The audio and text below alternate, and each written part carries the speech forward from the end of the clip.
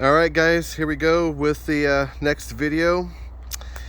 And I got the cab all done and the outside panels, the front and back. As I've said from my other videos, it was an issue of not being able to get a 5x8 sheet of aluminum. So I had to get a 4x10 sheet, and because of that, I had to make a seam here and here.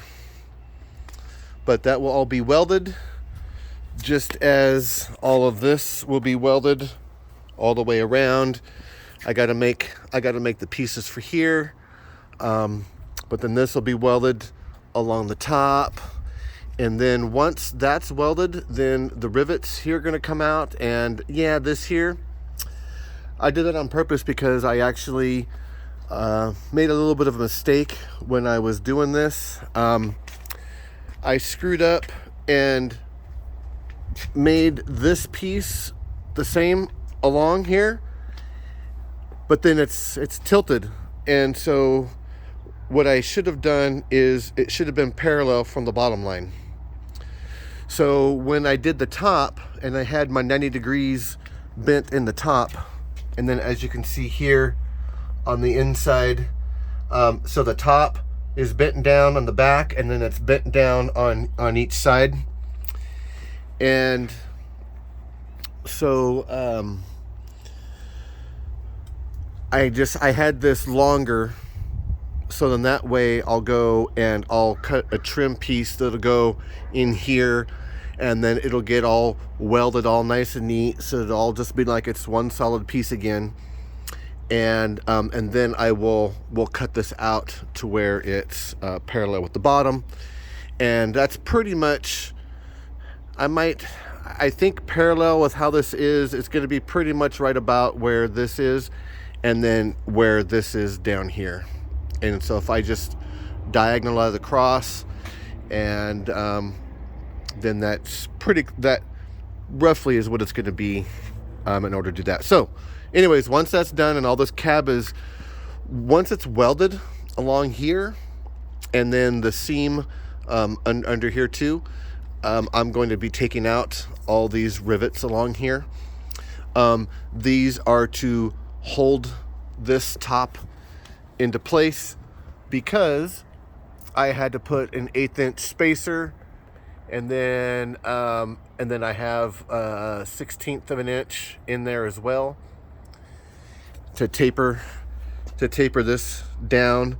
And then I had it held just right to where when I did the rivet, it held it where it needed to be in order for the plane to be as straight as possible. So yeah, those will be gone. And let's see here. Yeah, so I got it all done. The exhaust was kind of fun to deal with it. All this exhaust is very rigid, but I got that, and then I got my little piece back on here for the top to cinch back down.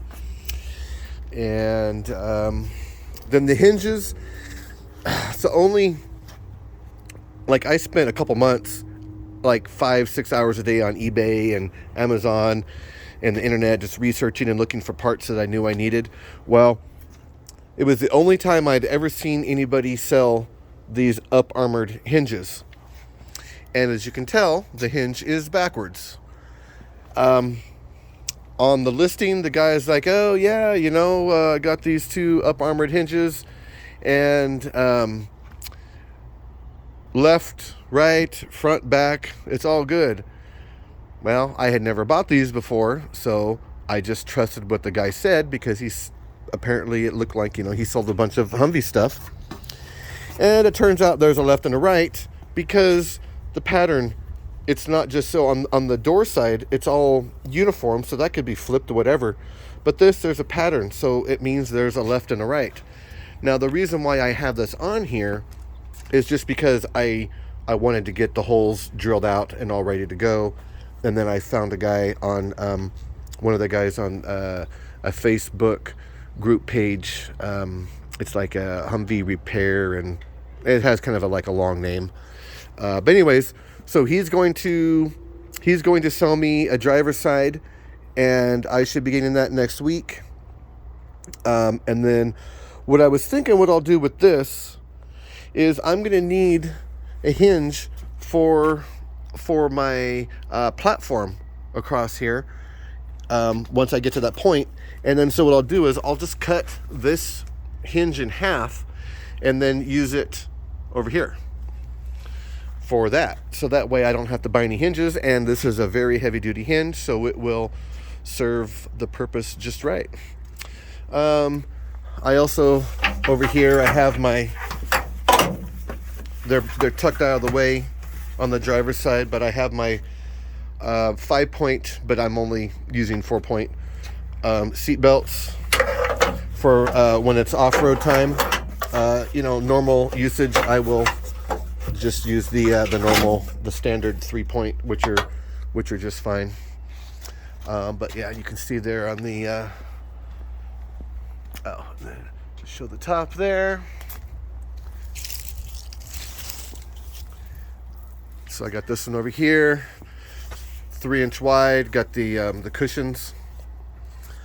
So, yep, this is this side. Got this all done over here.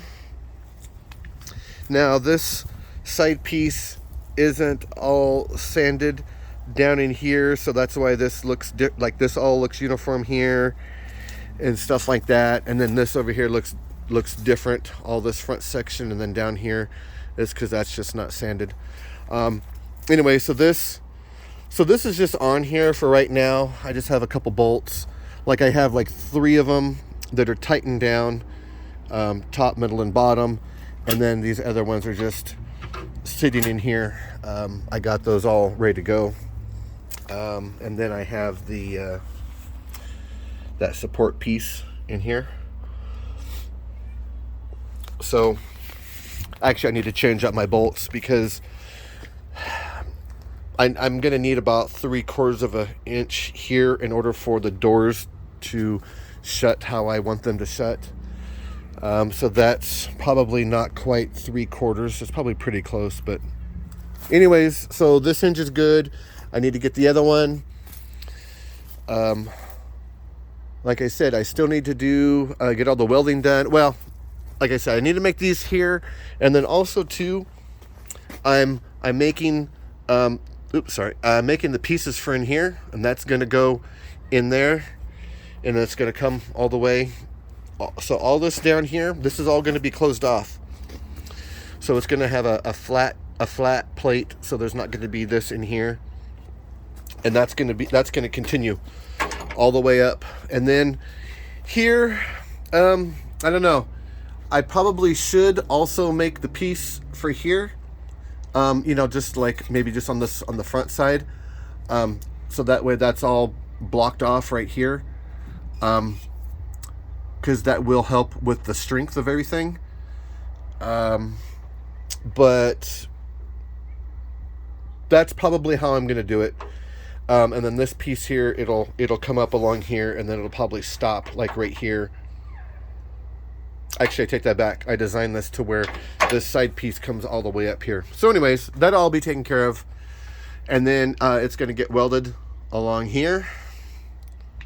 And then it's going to get welded along the nose as well. And that nose is overhanging a tiny bit.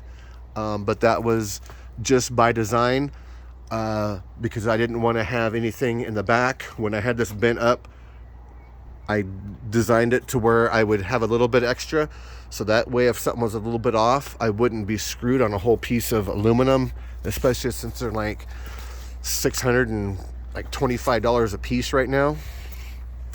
Couldn't afford to make that error. So yeah, and then I also have a couple bolts on each side, bolted to the B pillar right there. And then, once I do, like I said, that piece in there and it's all welded down there, it'll be super strong. And yeah, and then I got my in here, and I got the I needed 9 of these, the little twisty things. They only had 4, so I got 4 of them in, and I need to do I need to do a few more for that. And oh, that's right too. And I had ran out of rivets, so I do need to put a few more rivets down here. I think it's like 12 or 13 more rivets. But the whole body and everything's done, so I'm just like, I'm just gonna go ahead and make the video now. A few rivets aren't gonna make a difference on a video. But yeah, so there it is, my cab. And I just today got a hookup on a 3/8 inch steel plate.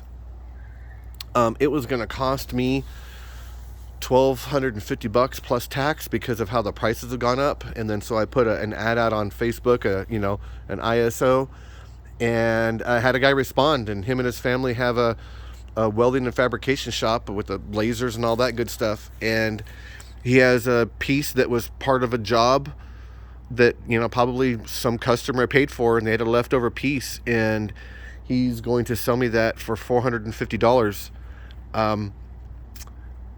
If my money gets transferred from Venmo to my bank account tomorrow, then I'll be picking that piece up tomorrow and starting on the doors. And if not, I will just have to wait till Monday because they're closed on the weekends.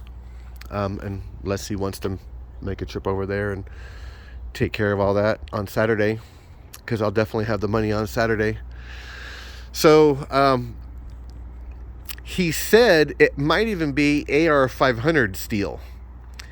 And oh man, if that's the case, that would be a massive, even like I already got a massive score anyways. Like this is literally 1/3 the price of going to Pacific Steel and buying a brand new sheet. Like that AR 500, it's literally like another $1,000 on top. I looked it up, and I think that stuff is something like $2,200 or $2,300 for AR 500 3/8 inch 4x8 sheet. So but either way, it's still a big score, but it would be a major score if it was AR 500. And yeah, things are looking good. Like I said, I already got all my holes all drilled out and ready to go. Got the doghouse all good. Got the seat belts. Seat belts came out great, man. They just hold you right in. And yeah, it's one of those things where I would have already started doing the interior stuff with the electronics and all that crazy shit I got going on there, but I have to at least get the doors on because I have to be able to secure it, because I can't be putting all that kind of stuff in there and then just having wide open, no doors or nothing. So I've just been doing some other little things in the meantime while I try to procure metal for the doors, and like the hinges, and just stuff with the top. And then I got this this mat right here. It's 3/4 inch rubber mat, and I already have it cut out. This top piece is the piece that I cut off, but the bottom piece, that's cut out to perfectly fit up here. And so that rubber is going to sound deaden, and also with the heat transfer. And then I'm thinking, though, I'm going to get some of that, I forget what that stuff is called, but it's that reflective material that you can get from, like, Home Depot, Lowe's, and all other places like that, that has the like the bubble wrap, but then the aluminum foil on the one side. So what I'm thinking of doing is getting some of that and then doing a layer of that first, because the heat will transfer through the rubber. So if I can get that on there and to deflect a lot of that heat, then that'll make a massive difference. But like I said, a lot of it's for sound deadening purposes. All right, so there we go. A little bit under 15 minutes. And that's pretty much about it for now. Catch you guys next time.